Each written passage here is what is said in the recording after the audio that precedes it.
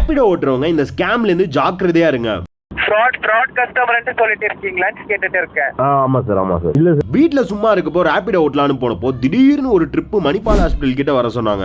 ஆப்ல காட்டின லொகேஷன் போய் கால் பண்ணா வெயிட் ப்ரோ 5 நிமிஷத்துல வருவாங்கன்னு வடக்கு நண்பர் சொன்னாரு. சரி பேஷண்டா இருப்பாங்க போலன்னு வெயிட் பண்ணா யாரும் வரல. சோ திருப்பி கால் பண்ணி கேட்டதுக்கு 5 நிமிஷத்துல வருவாங்கன்னு சொன்னான். அடுத்த 5 நிமிஷத்துல அவங்களே எனக்கு கால் பண்ணி இந்த மாதிரி ஹாஸ்பிட்டல்ல இருக்க என் ஃப்ரெண்டுக்கு அவசரமா கேஷ் தேவைப்படுது, சோ 5500 ரூபாய் போடுறேன் உங்களுக்கு, அதை அவருக்கு கொடுத்துருங்கன்னு சொன்னாரு. சரின்னு சொல்றதுக்குள்ள பேங்க்ல இருந்து கிரெடிட்டட் மெசேஜ் வந்துருச்சு. வாங்குறதுக்கு யாரும் வரலையேன்னு திருப்பி அவனுக்கு கால் பண்ணா அவங்க வேற ஆள்கிட்ட வாங்கிட்டாங்க, நீங்க திருப்பி எனக்கே போட்டு விட்டுருங்க அப்படின்னு சொன்னான். சரிடா வயிறுன்னு சென்ட் பண்ணா லோ பேலன்ஸ் காமிக்குது. ஆமாங்க, அவன் அப்படி ஒரு அமௌண்ட்டே அனுப்பல, வெறும் ஒரு ஃபேக் மெசேஜ் ரெடி பண்ணி என்ன முடிச்சு விட பாத்துருக்கான். நான் உஷாரானது தெரிஞ்சு உடனே ட்ரிப்பை கேன்சல் பண்ணி நம்பரை பிளாக் பண்ணிட்டான். ஏதோ என்னால முடிஞ்சதை இந்த ரேபிடோ ஆப்ல போய் ஹெல்ப் ஆப்ஷன்ல அவங்களுக்கு கால் பண்ணி கம்ப்ளைண்ட் பண்ணிட்டேன். அமௌண்ட் அனுப்பல சார், நான் அதுக்கு முன்னாடியே உஷாராயிட்டேன் சார். பண்ணிக்காதீங்க, ஏன்னா இந்த மாதிரி இஷ்யூஸ் இருக்கான்ட்டு ஆல்ரெடி சில கேப்டன்ஸ் வந்து இன்ஃபார்ம் பண்ணிருக்காங்க எங்களுக்கு.